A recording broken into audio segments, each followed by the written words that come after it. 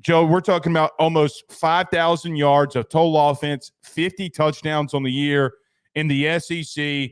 What he did not only through the air, but with his legs, he is by far, to me, not only the best player this year, I could make the argument that he's one of the better players that we've seen from a dual threat standpoint in quite some time.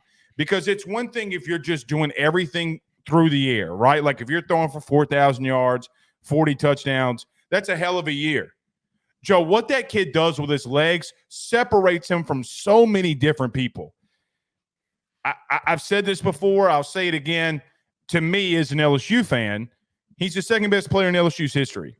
And if he had any somewhat of a just good offense or good defense, Joe, they might be in the playoff right now. I told you in the preseason, and you laughed at me a little bit when we kind of went back and forth. I told you when I would go to practice, it's like, Joe, this guy could win a Heisman. He is that locked in. Nevertheless, 4 months later, here we are, and he has won the Heisman Trophy. It's crazy because so many people through this process, Joe said, well, he's got 3 losses. Okay, well, he lost to the ACC champ.